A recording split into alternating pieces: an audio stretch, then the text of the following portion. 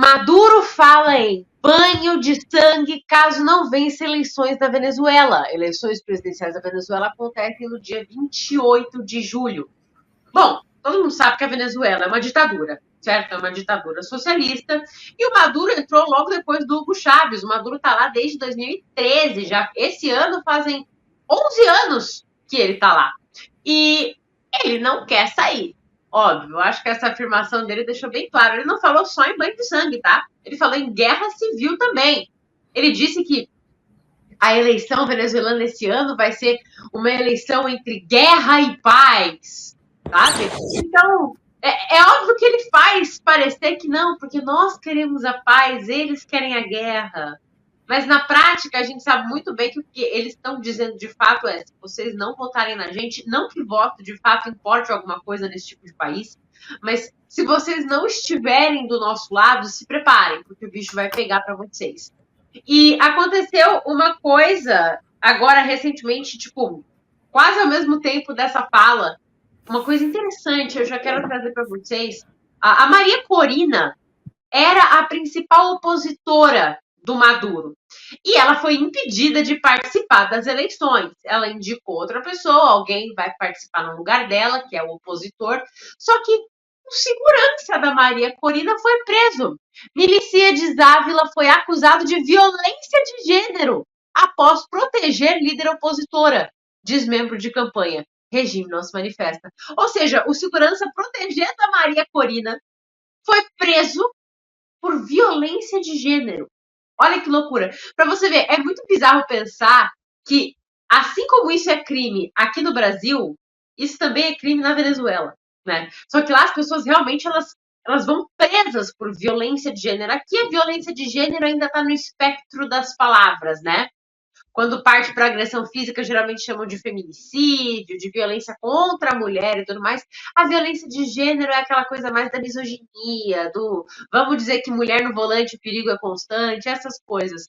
Mas em países onde o socialismo já avançou mais do que no Brasil, já tem gente sendo preso por causa disso. Olha só como é perigoso, né? Então tem muita coisa absurda acontecendo. Eu quero começar passando a palavra para o Pedro, amigo, porque é bizarro, né?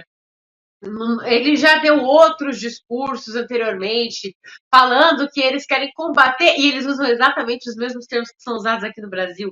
Tem discurso do Maduro falando que eles vão dar uma lição na direita fascista, imperialista, violenta. É ou não é exatamente o mesmo discurso que o Lula usa aqui no Brasil, que o Boulos usa aqui no Brasil? É literalmente a mesma coisa, né? Pois é, gente. É importante a gente sempre ter em mente que esse pessoal mais da militância, eles usam os mesmos termos, porque no final das contas eles querem os mesmos fins. A gente vê o pessoal mais à direita sendo acusado constantemente de tentar fazer um golpe de Estado, de ser antidemocrático, de ser isso, de ser aquilo, todas essas pechas que vocês já sabem que colam no pessoal mais à direita. E aí quando a gente vê o que as pessoas que estão acusando o pessoal mais conservador de fazer, na prática, o sujeito está dizendo que vai acontecer um banho de sangue se ele não ganhar as eleições. Ou seja, você vê a diferença entre as tratativas de alguém de espectros políticos diferentes. Você tem um sujeito que às vezes questiona a lisura de um processo eleitoral, o que é completamente normal em uma democracia, e você tem outro que diz: gente, o couro vai comer se não ganhar. Então, em última análise, a gente vê como que essas pessoas elas são tratadas completamente diferentes. E vocês vejam só que o pilar central de muitas vezes da defesa desses militantes muitas vezes é a própria democracia. Mas a democracia ela nada mais é do que a vontade popular sendo colocada em prática. Então, quando o sujeito diz o seguinte: se a vontade popular for que eu saia, eu vou resistir à vontade popular. Isso é, gente, o conceito claro, essa é a definição mais clara e cristalina de uma ditadura. Mas ainda assim tem pessoas que a defendem justamente por ser alguém do seu espectro político parecido. Então, mais uma vez, isso é o modus operandi da militância. É você subverter completamente a realidade para que você possa colocar ali a sua pauta ideológica para frente. Então, vocês viram só que interessante que a segunda pauta que a Duda já mencionou, que o sujeito foi preso por violência de gênero, esse é o fim das leis absurdas que nós vemos o pessoal tentar implementar aqui no Brasil e mundo afora. Quando você tem uma lei elástica o suficiente a ponto de não significar nada, ela pode significar tudo. Sujeito, fazendo aqui um pensamento completamente fora da realidade. O sujeito pode ter defendido a mulher, ali a candidata da oposição que hoje está inelegível, né, de alguma violência, e mesmo assim ele foi acusado de violência de gênero. Ou seja, se a violência de gênero ela é definida por aquele que usa ali das suas, enfim, da sua atribuição de qualquer outra coisa para ferir, para oprimir ou para fazer qualquer coisa sobre o gênero oposto, esse cara deveria ser condecorado baseado no pensamento dessas pessoas. Ou seja, o sujeito que era segurança de uma mulher foi preso por violência de gênero, é meio contraditório. Porque o cara estava para fazer a segurança de uma mulher.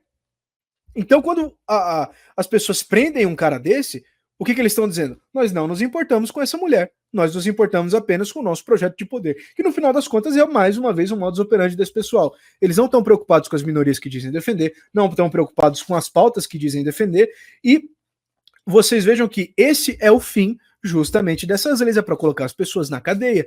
Ah, mas a lei não significa nada, então quer dizer que não tem materialidade, não tem como você abrir um processo legal, etc. Se essas pessoas estivessem preocupadas com a lisura do processo legal, eleitoral ou qualquer que seja, eles não teriam que fazer essas artimanhas e não teriam que inventar uma máquina de disseminação de desinformação para fazer ali com que as pessoas elas acreditassem nas suas narrativas. Entendam que esse pessoal da militância não está pela verdade. Eles não estão pelas pautas que dizem defender. Estão apenas, única e exclusivamente, fazendo com que ali as suas pautas elas vão avançando em cima de tudo e de todos.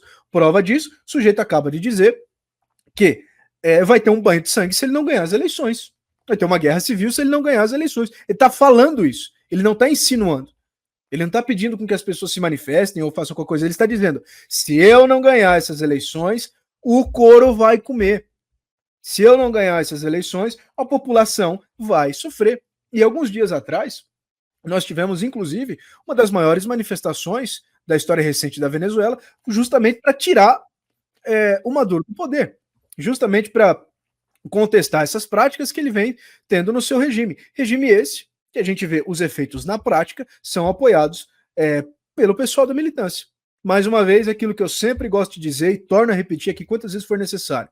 A militância, ela é a subversão da realidade em função da ideologia. As pessoas não olham para um lápis, para uma caneta e pensam lápis, caneta. Eles olham e falam: ajuda a revolução, bom, não ajuda a nossa revolução, mal. Não conseguem mais ver a materialidade do que está acontecendo. Então o sujeito ameaça um banho de sangue, literalmente. Ah, isso é bom para a revolução, então ótimo, Deus que olha, vamos tocar desse jeito mesmo. O sujeito, o outro sujeito às vezes questiona a lisura do processo eleitoral, desgraçado, ditador maldito, está querendo subverter a república. Então, mais uma vez a gente vê o pensamento duplo desse pessoal.